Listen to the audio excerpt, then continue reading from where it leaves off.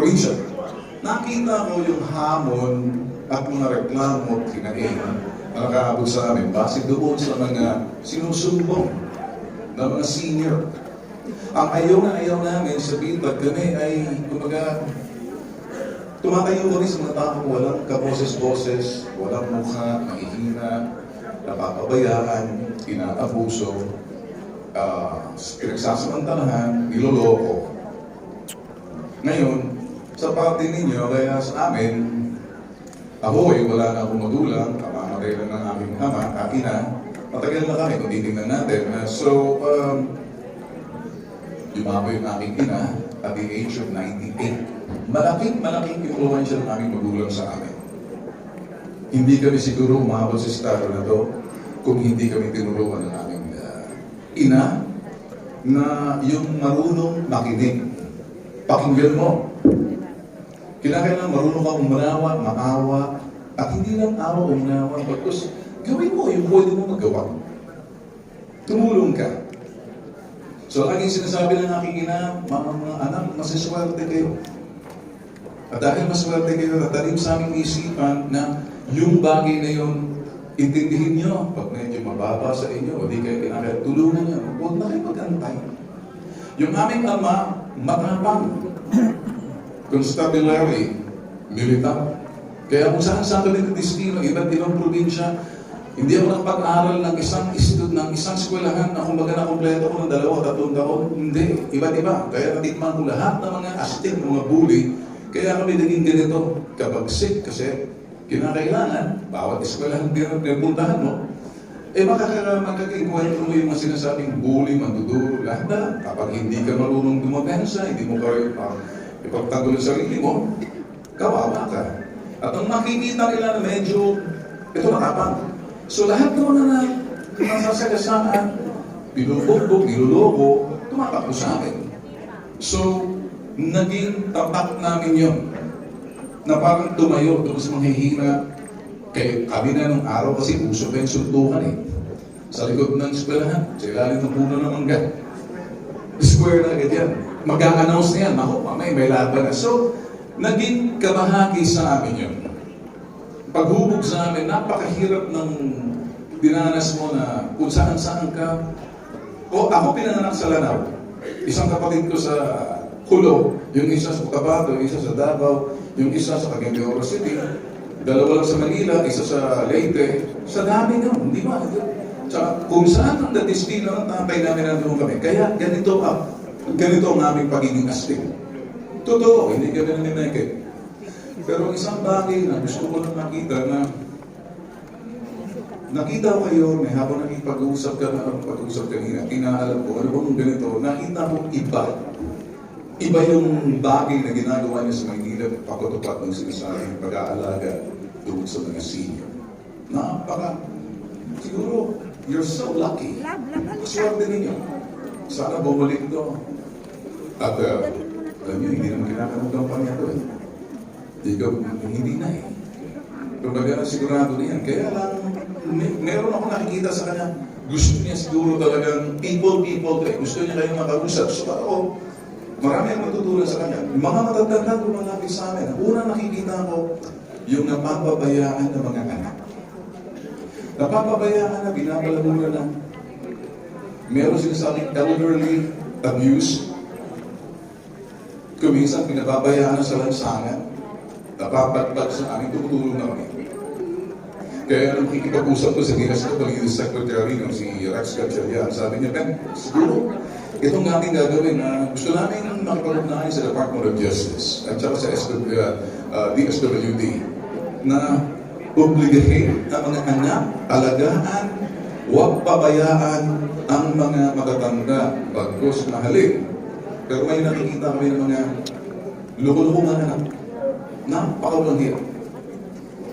Kumbaga, pinaaral ka, pinalagaan ka, pagkatapos papabayaan ka na kung ano pinagagawa. Yun ang ayaw namin. Marami na kami nakita na kung minsan matanda na, iiyak mo yun. Wala na matirhan. So, gagawa kami ng paraan na parang ilagay siya doon sa sinasabing home for the aged. Kumbaga, wala nang silbi para sa nila. Kaya mapalad kayo, nandito kayo ngayon, nandito kayo si Yorme, may ginagawa siya pagtulong sa inyo. And ganoon din ang aming sisiguraduhin na bagay na mabigyan na silip ng gusto para kasing pag-ibigin yung kalagayan, sitwasyon ninyo, kapakanan ninyo, kayo mga senior. At ano yung magagawa ng mga anak? Kasi once upon a time, kung anong tinuro niyo sa anak ninyo, ganoon din ang gagawin. Kung minsan turo lang ng turo, pero iba yung nakikita. Kaya ako naniniwala kung anong nakikita ng anak sa magulang, yun din ang kanya gagawin. Pero meron tayong nakita magulang, anak, ba't ka na ganyan? Hindi naman ako nagkulang sa pangarap.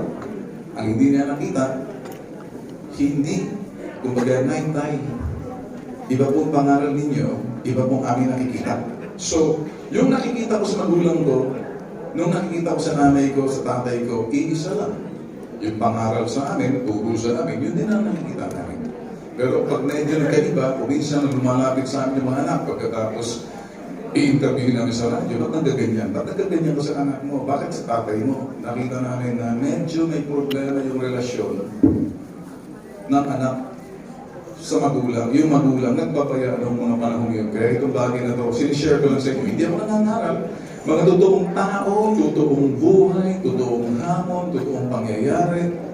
Hindi ako gumagawa ng kwento.